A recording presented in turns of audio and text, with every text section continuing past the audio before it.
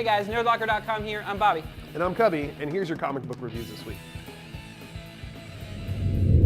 Hey there guys, Cubby here with my comic reviews this week. I got to read Batman #8, the start to the Night of Owls miniseries, mini-event that's going on within the Bat books. Holy crap, Scott Snyder, you are a god amongst men in terms of writing comic books. You crafted a story and you've been building this up for the last couple months, getting everyone pumped on it, releasing little tidbits here and there, and then finally everything goes just crazy. Batman has to deal with like 40 of these Talon dudes.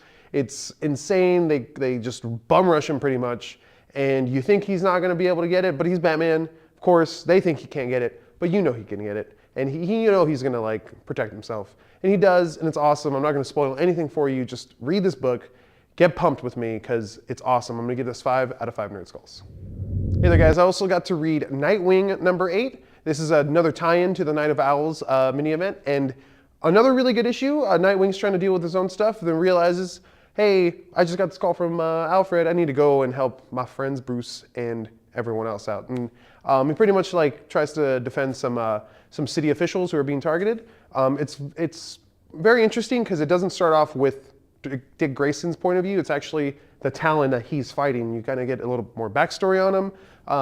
You find out where he's from, how he comes from Haley Circus as well, and it's more in depth for the Talon than it is even for Dick Grayson. But it's awesome. The ending, big cliffhanger, big kind of like shock. And I know it's always teased that people are gonna get offed, but it looks crazy and it looks awesome and it looks like it might actually happen. So check out Nightwing #8. I give this 4 out of 5 Nerd Skulls.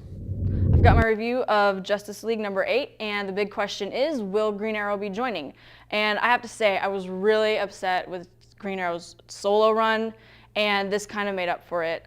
He was the center of attention, and not near as poorly written as he was in his solo, so I'm definitely looking forward to finding out whether he joins. And there's also some little questions hanging, teasers of the future that are definitely exciting, so pick it up. I'm giving it 4 out of 5 Nerd Skulls. I got to read Avengers XMen 2, and we finally get to see them battle, and it's promising. I know a lot of people have been kind of wondering, which people are going to face off, and I wasn't disappointed. There's some that I'm waiting to see now, and some of them were definitely worth seeing. I don't want to give any spoilers, so I can't really say that much because it's just epic. You need to read it. A lot of action pack, and there's emotion in it too, so you've kind of got everything in one issue. Much more exciting. 4 out of 5 Nerd Skulls.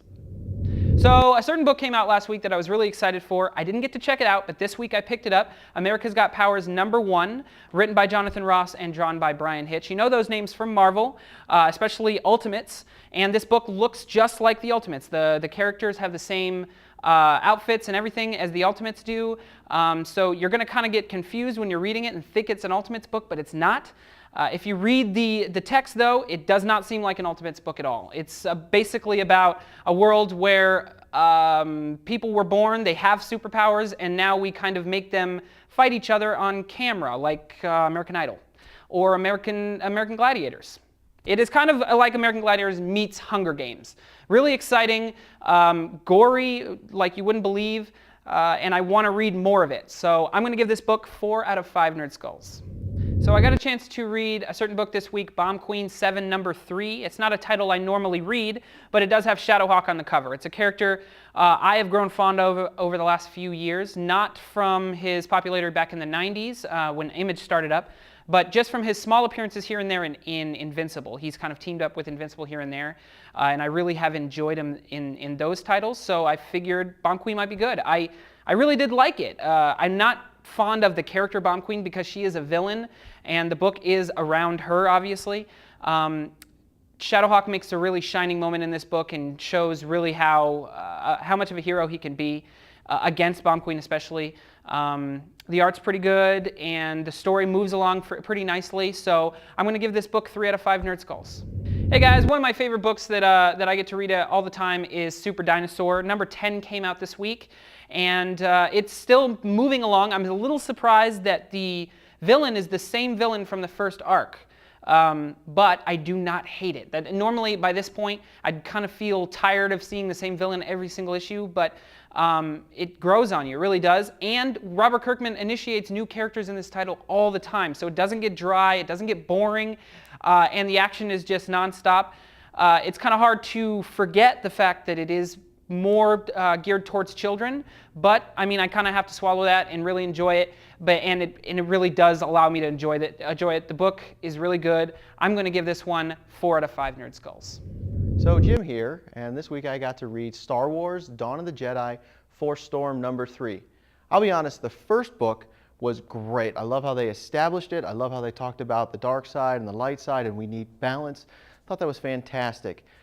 Now we're into the 3rd edition, and I'll be honest, you're losing me. I'm a huge Star Wars fan.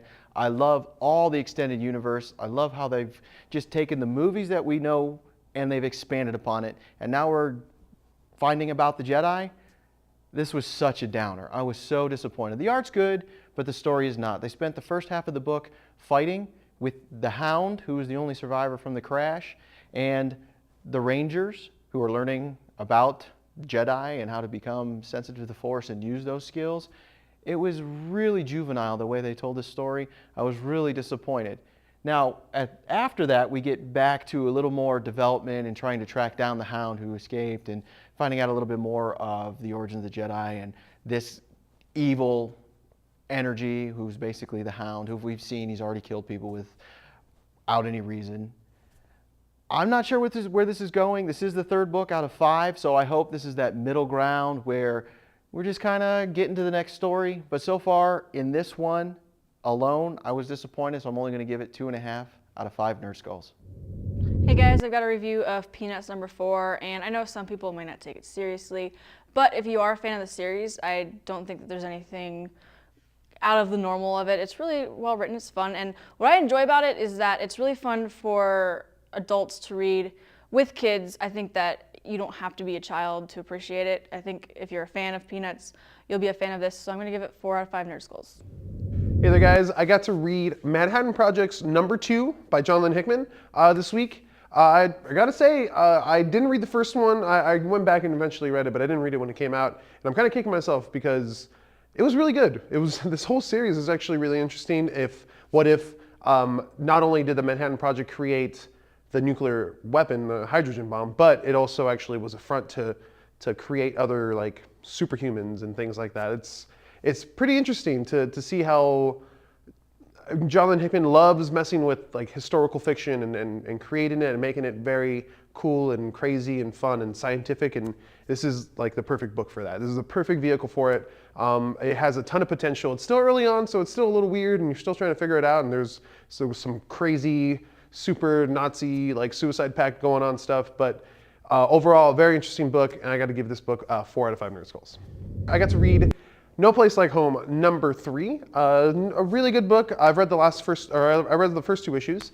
I actually reviewed them for Nerdlocker as well, and I was very pleased with those books. They were very entertaining. It was like a different take on the Wizard of Oz, and it's kind of like a little more scary. It's a little more dark. You're not really going to Oz. It's like Oz is invading Earth, and there's like this big secret around the town. This issue doesn't really deviate from that. It keeps the action going, keeps the drama going, which is very fun. I mean, it's the middle of the story arc, so this is like the meat of the whole story. Like the next couple issues are going to be crazy, and this one was kind of slow in developing. It wasn't as action-packed, or it wasn't as story encased as the other one. There was some big reveals, but nothing too crazy. So overall, great comic book, but it wasn't that great. So I'm going to give it a 3.5 Nerd Skulls. So those are your comic book reviews. Don't forget to like us on Facebook, Or follow us on Twitter. or subscribe to our YouTube page. Also, be sure to check out nerdlocker.com for all your nerd news. I'm Cody. And I'm Bobby. We'll see you next week for even more comic books.